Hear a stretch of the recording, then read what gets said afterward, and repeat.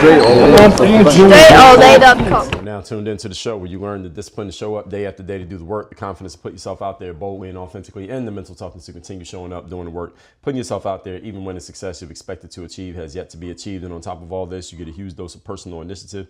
That is the go-getter energy that moves any one of us, including yourself, to go and make things happen instead of waiting for things to happen. And then we put all this together into a series of frameworks, approaches, insights, strategies, and techniques all underneath the umbrella of one unifying philosophy that is called Work on Your Game. My name is Baldwin, also known as DreAllDay, and welcome to the show. And today's topic is, we are getting into part 2 of our ongoing series, this 2-part mini series here on do black people have to, or are black people actually working twice as hard as their contemporaries of different melanation, or is that actually happening?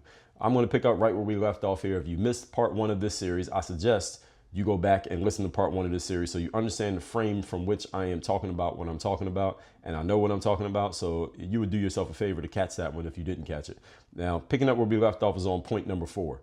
Again, the topic again is, do black people have to work twice as hard or 10 times as hard for the same outcomes, results, or opportunities? Point number 4, a lot of black folks, some of you listening to this right now, have been conditioned to play the wrong game. This is the game of victimhood. All right, victims are losers. Period. End of story. Many of you have been conditioned over the last 10 years to play the victim, where you end up saying stupid shit like you have to work 10 times harder than everybody else, and you ain't even doing it, but you claim that you have to. All right, this victim approach did have a wave of significant success known as diversity, equity, and inclusion. Because diversity, equity, and inclusion, regardless of whatever corporate definitions you want to give of it, we all can agree diversity, equity, and inclusion put in the driver's seat of decision making the immutable characteristics, aka the identity of the person being chosen, rather than the performance and skill set of the person being chosen. Now, again, you can give your own explanation to why DEI was needed, where it came from, how it helped, who it benefited, why I shouldn't be trashing it. None of us can argue that the main priority of DEI was prioritizing the identity of the person rather than the performance level of the person. Again, you may think that that was a good idea. I'm not asking you that. I'm just saying the reality that it did center identity. And I come from a world where identity did not matter if you could not perform. All that mattered is if you could perform regardless of your identity. This meant if the whole team was a bunch of white guys, that was okay. If the whole team was a bunch of black guys, that was okay. Why? Because the team was based on performance, not based on identity. In the professional and business world, especially in bureaucratic organizations like corporate America, the government, etc., academia, everything is about identity, and you got to please the right people and you got to play the political game. I just explained this to you. Politics, strategy, and systems. These are the things that make things work in business.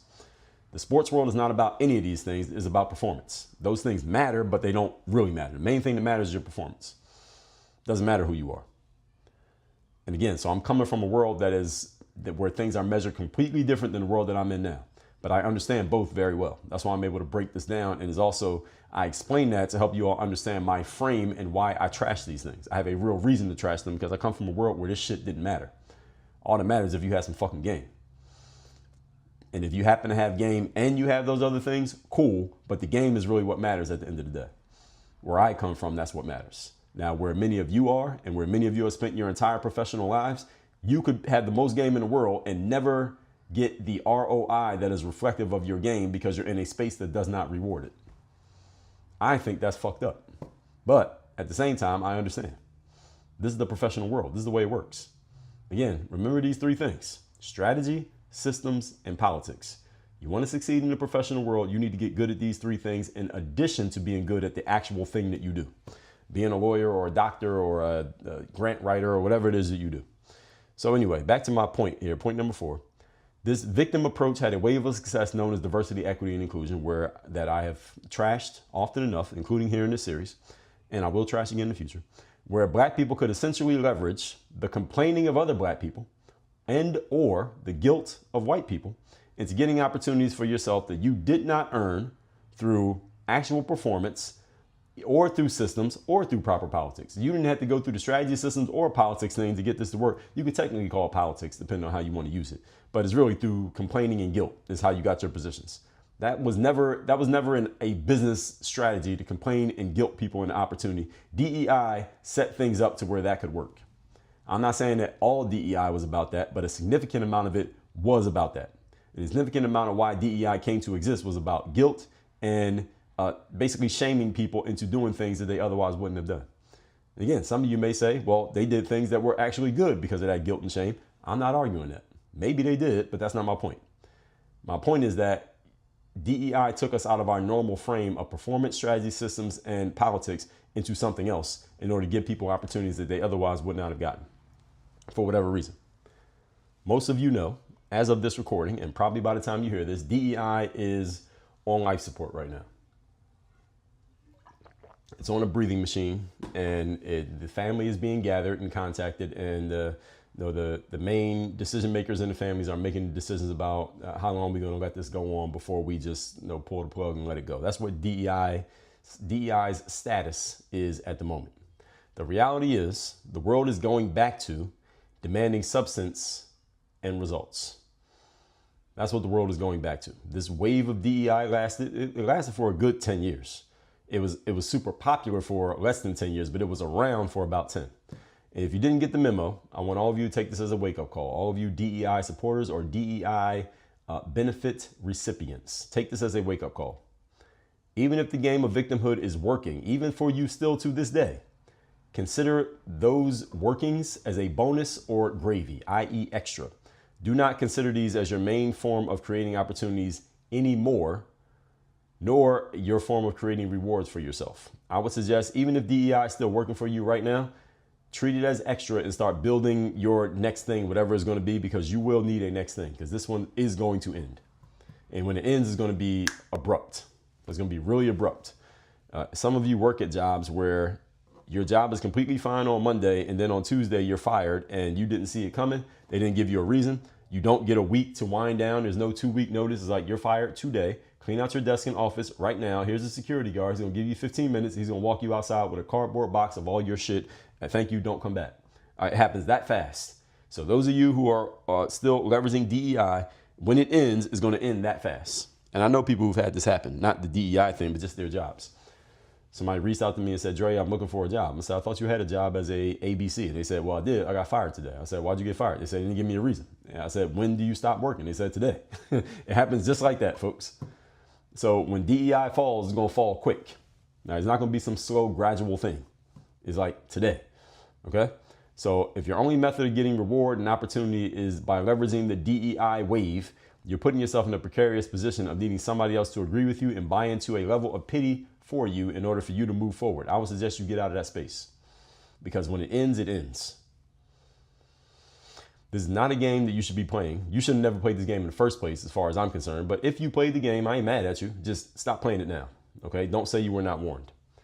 If the game happens to work in your favor, or it happened to work in your favor, feel free to take advantage of it. Again, I ain't mad at you.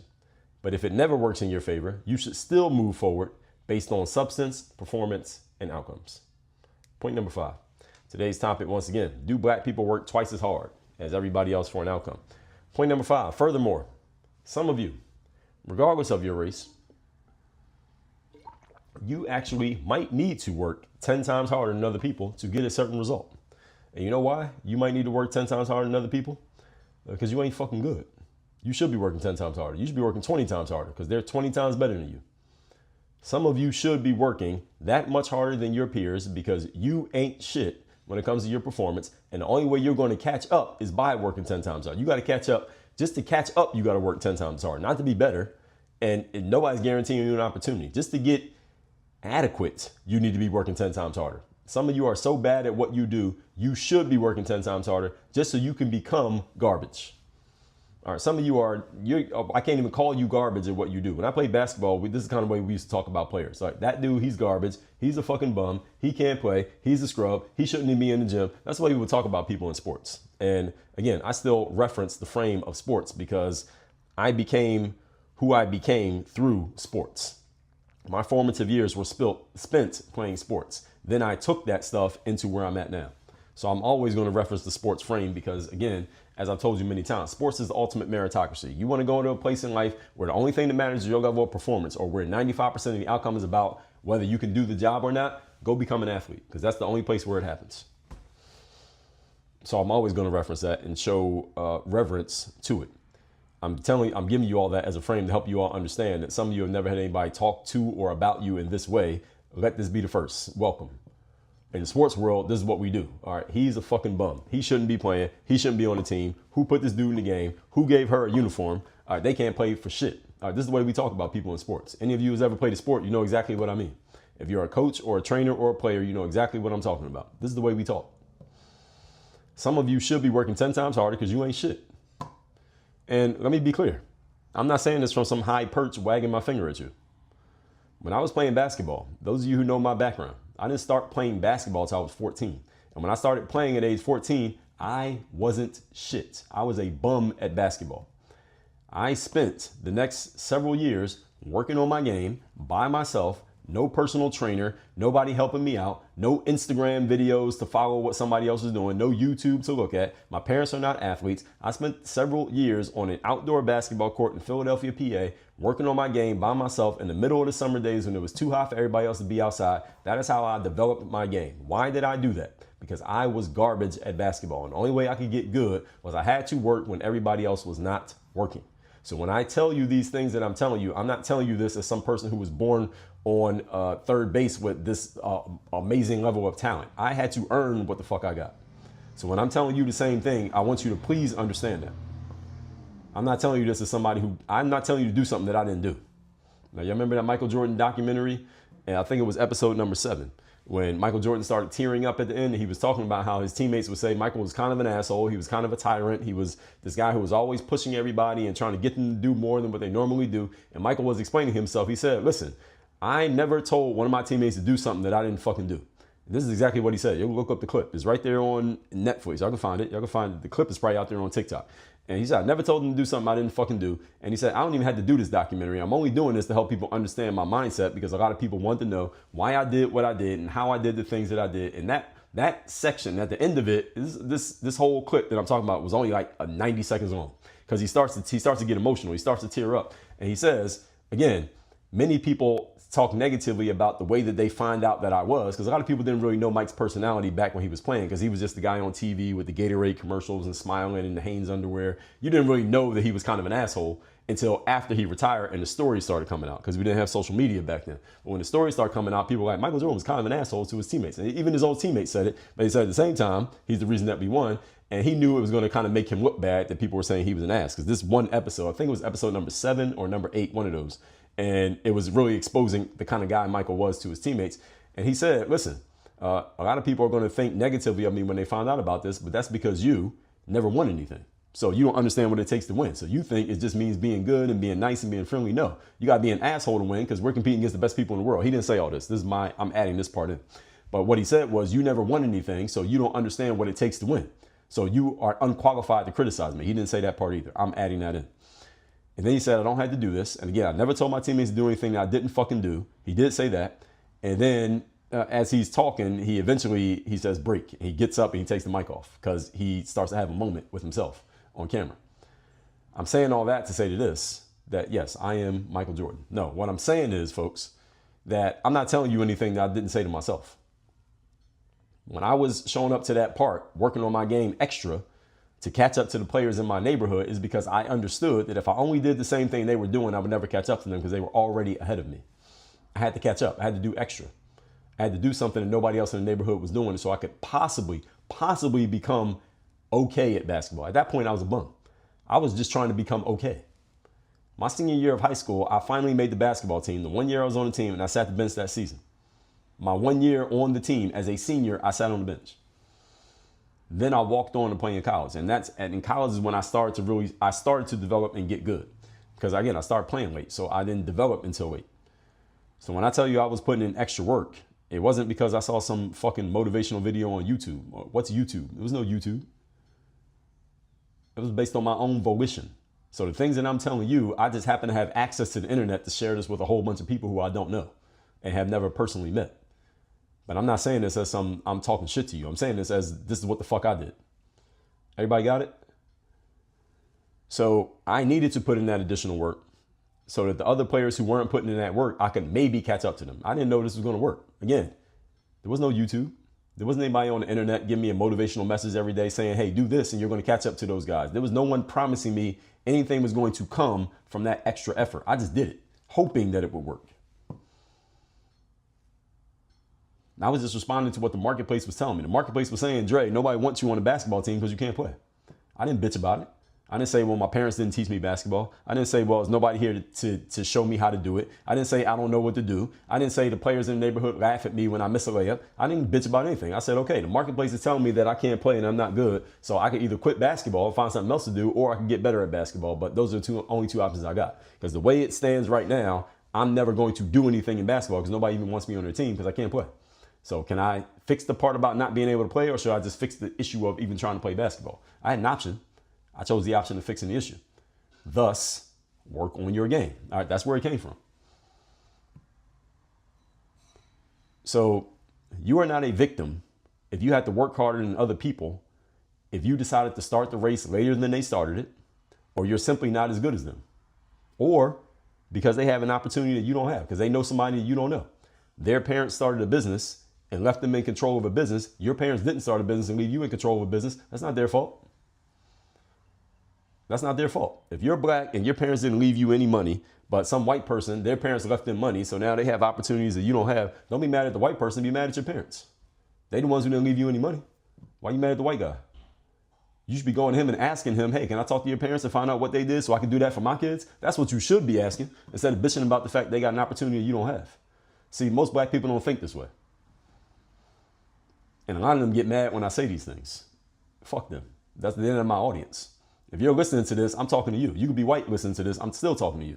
If you're white and your parents didn't leave you any money, don't be mad at somebody whose parents did leave the money. You better make sure your kids have some money because you know about it. All right. So what's your excuse? You know about the fact that you can leave kids money, right? Your parents didn't do it. Are you going to do it to your kids? And if so, what's your excuse? It ain't like you didn't know about it. You can't claim ignorance. This is where work on your game comes from, ladies and gentlemen. Everything that I'm telling you here. All right, this is what I've been doing for the last 20 years. And what I'm going to keep doing, God willing, as long as I still have my voice, I'm going to keep doing this. If you need to work 10 times harder to get the same opportunity, again, don't be mad at your competitors. You should be happy that you have competitors who are so much better than you that they give you a measuring stick by which to measure your effort and your performance and your advancement. You should be happy. I was never mad at the other kids in my neighborhood who were better than me at basketball and they were making the youth teams that I wasn't making. I was never mad at them. I would sometimes get upset if I didn't make a team or it was clear to me that a coach didn't want me on the roster. That would annoy me or anger me or upset me, but I never looked at it as that guy is holding me back or these kids are the reason why I'm not good. I never looked at it that way. I looked at it as, okay, these people are giving me a loud and clear signal that I'm not wanted here. But I've decided that I'm going to plant my flag in this game. Therefore, I'm going to use this situation that is upsetting me as gas in the tank to go do more work so I can catch up and get better and surpass them.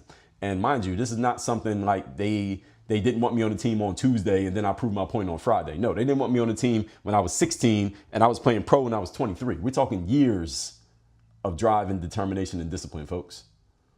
Not a week. Not an hour later. We're talking years. Are you willing to put in that kind of work for that long? You willing to do the 996 like they do in China? Or you just talking shit on Instagram? Most of you just talking shit on Instagram. I see you. I know who you are. But miss me with that bullshit. Because you know who you're talking to or you know who you're listening to. I just told you. So nobody's plotting against you or being racist against you or bigoted towards you just because they're doing something that you ain't doing or because they have an opportunity that you don't have. Even if they are racist, bigoted, hating, holding you back, marginalizing you, whatever term you got from some liberal university with a safe space that taught you that this shit validates you, extinguish that bullshit. Real life is not school. What you learned in college is not a reflection of real life. In real life, when you suck, the teacher has to slow down and wait till you catch up. In real life, when you suck, they just leave you there to die on the side of the road. You ever see a possum or a squirrel that got hit by a car and it just bleeds out on the side of the road? That's what happens in real life when you're too slow or you don't catch up to what's going on. They just leave you there. And they just scrape your body up off the ground. Or you wait till it rains and you just wash away. That's how it works, folks. If you're not good and you need to put in extra effort, you either put in the effort or you get left behind. That's it. You either figure out ways to eat or you become dinner. Don't complain about that. Play the game. The game is going on right now, in case you didn't know. Remember, sometimes I'll be playing in a recreational basketball league, and we're like 3 minutes into the game, and the other team is kind of kicking our ass because guys on our team are turning the ball over, not playing defense, not hustling up and down the floor, not grabbing rebounds, and we're losing like 12-2 at the beginning of the game. I will call a timeout. This is at a rec league game, so we often wouldn't even have a coach. I would just call a timeout. Everybody comes over to the bench, and I say, hey, motherfuckers, the game started 3 minutes ago.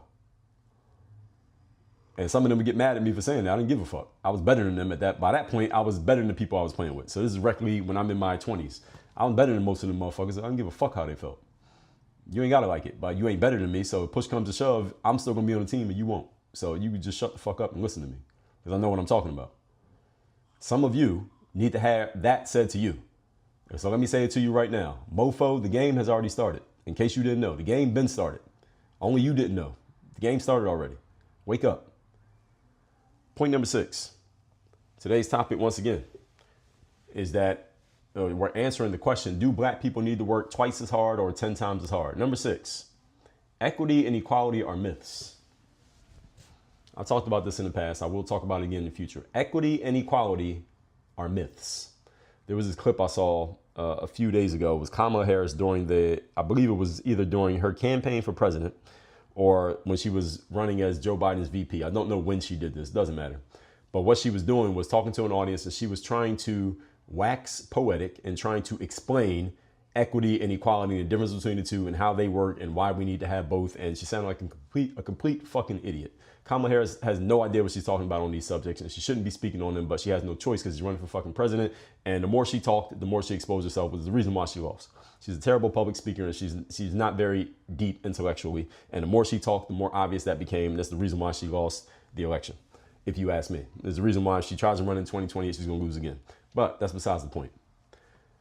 I'm bringing her up because I remember just recently seeing this clip of her talking about equity and equality. They are both mythical ideas. They are impossible to be achieved because you are dealing with human beings. And here's one thing we all know to be true about human beings, that no matter what position you put a human being in, no matter what resources you give to a human being, as soon as you leave them to their own devices to do what they want with those resources and position, they will make their own decisions. So person A, you put them in a certain spot, and person B, you put them in a certain spot. They each get to make their own decisions from that point forward. Therefore, you cannot manufacture equity and equality between them because as soon as they start making their own choices, they're going to go on divergent paths. Why? Because they make their own choices. You can't manufacture another person's thought process, nor their decisions, nor their actions. All you can do is put them somewhere, but you have no idea what they're going to do. You want to see an example of this? You ever see on TV or on the internet, they have these baby races where you get a bunch of moms who have a baby who's like 6 months old. So the baby is not big enough to walk, but they're big enough to crawl. And they'll put all the babies at the starting line, and then the moms will be at the finish line. And then they say, go, the race starts, and each mom is like calling to the baby, like, come here, come here, come here. And they have a toy, and they're clapping, and they're trying to get the baby's attention and get the baby to crawl to them. And some babies will crawl a little bit, then they'll stop and sit down. And some babies will go over to the left. Some babies won't crawl at all, just sit there and look at you. And then some babies will eventually crawl. And then when one baby finally crawls up to the finish line, everybody tears, and it's funny because they're all looking around because it's funny because the babies don't know what to do. All right, that's what happens when you try to manufacture equity and equality. That's a great metaphor. I'm good at this. That's a great metaphor right there for what happens when you try to manufacture equity and equality. You can put everybody at the same starting line, then they become 6-month-old babies. You have no idea if they're going to crawl up to the finish line because they have no idea what the hell you're clapping in their face for all of a sudden. Doesn't work that way, folks. That's why they're myths. You cannot manufacture these things.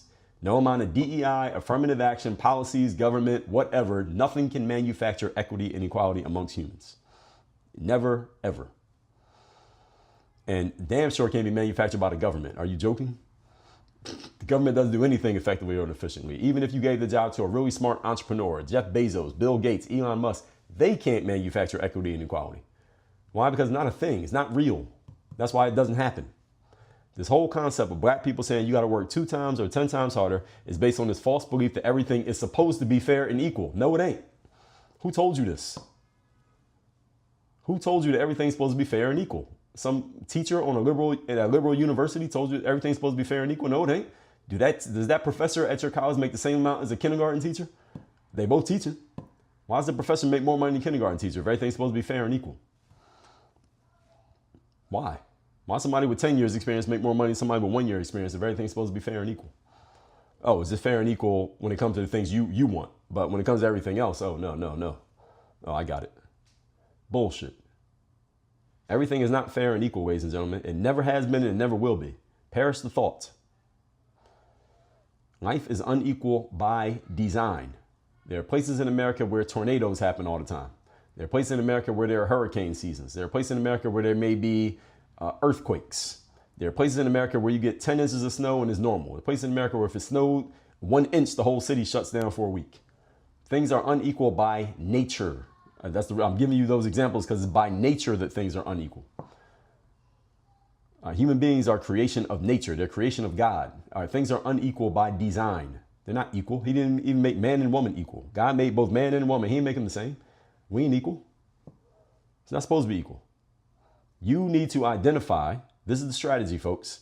You need to identify where the inequalities and inequities favor you rather than work against you. And then you plant your flag in a place where you have the opportunity, not the disadvantage. The foolishness, black folks, is when you go to a place where you don't have any opportunity or advantage, and then you bitch about the fact you don't have an opportunity or advantage, and then somebody comes and creates a policy that gives you an opportunity or advantage that you are not suited for, you did not earn, you are not prepared for, and you are not in a position to maximize the opportunity anyway, because you should never been in that space complaining in the first fucking place. You should go to the place where you would have actually had an advantage without a policy helping you out. And if you have been smart enough to do that, you wouldn't need DEI.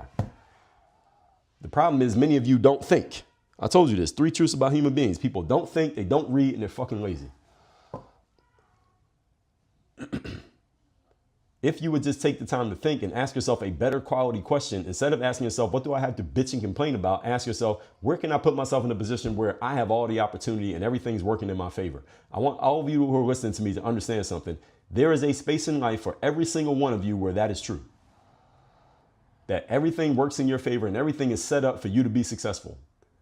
Why? Because it's designed in a way that fits your natural attributes and your natural skill sets, or something that you could develop. Now, you might not walk in there as a superstar. I didn't walk into basketball as a superstar, but the game itself fit my natural inclinations. It's about running and jumping. I was very athletic. I have a lot of endurance and stamina. I like running and I like jumping. I have long arms. I'm tall and I'm black. I guess that means I'm supposed to be a basketball player. That's the reason why I stuck with basketball, even though I started out not good. But I understood subconsciously then that there were some natural proclivities I had that would work well in basketball if I could just figure out how to get good. Same reason I do what I do now. I put myself in a position where I can speak in public, where I can speak in the cameras, where I can articulate and explain things the way that I do and break them down logically and objectively and find an audience of people who appreciates it. This is designed to fit my natural abilities and my natural talents. Now, if I was trying to be a computer coder or a software coder, that would be a bad fit for me because it takes away my natural abilities. One of my best abilities is my ability to speak to an audience and actually talk. Computer coders, software coders don't talk. They sit on a computer and type all day. I will fall asleep. And then one of them would suck at doing this. So you got to find your right space. Many of you are just in the wrong space. We call this placement strategy. You want a simple understanding or a simple explanation of placement strategy. Look at a fish when it's inside the water and look at a fish when you pull it out the water and throw it on dry land. All right. A fish in the water is placed properly. A fish out of the water dies. And some of you are fish out of water complaining about the fact that you're dying because you ain't in the damn water. Get in the fucking water. That's where you belong. Don't get on the land and then say, well, we need some DEI policy to help me survive on the land. No, fish, get the fuck in the pond where you belong. Plant your flag in the places where it makes sense. This is the smart way to play the game. The stupid way to play the game is go to a place where the inequities don't favor you, then sit there and complain. Again, this is where DEI came from, in case any of you didn't know.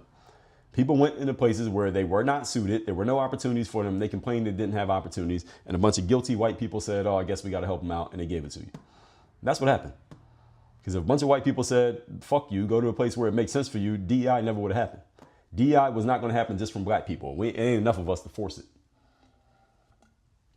You had to sell it to some white people. I ain't lying. If I'm wrong, somebody let me know. My email address is dre@dreallday.com. All right, DEI came and it went. It's going. It's still here, but it's going. Now you mofos need to get back to earning your outcomes. I'm sorry. You got to go back to earning your results. What a tragedy. Stop bitching. All right, this is simple reality. All right, start performing and you'll have nothing to complain about. All that said, ladies and gentlemen, let's recap part 2 of our mini series here. Do black people need to work twice as hard? Number 4, a lot of black people have been conditioned to play the wrong game, this game of victimhood, where you say dumb shit like you work 10 times as hard. No, you're not. We already talked about that enough in the first part of the series. Number 5, furthermore, some of you need to work 10 times harder because you're garbage. You should be working 10 times harder because you ain't shit. And the only way you're going to become only way you can even become a bum is to work 10 times harder to be a bum. Then you got to work 20 times harder to be average, 30 times harder to be accepted, and 50 times harder to actually be good. Are you ready for that? Are you ready to put in the 996 so you can catch up? If not, shut the hell up. And number 6, reminder, equity and equality are myths. They will never occur because you cannot manufacture sameness amongst humans. Again, you want a visual of this. Think about when you put a bunch of 6-month-old babies in line and have them race against each other and chaos ensues. That's what happens when you try to manufacture equality amongst human beings. It's impossible. You can't do it. All that said, ladies and gentlemen, work on your game university. If you're ready to do some actual work and find a place that makes the most sense for you and do the real work to actually get to where you want to be that fits your natural abilities, strategy-wise, system-wise, and politically, go to workonyourgameuniversity.com. I think you got a pretty good feel of my style. It's either for you or it ain't. I think you know by now. Work on your game. Dre, all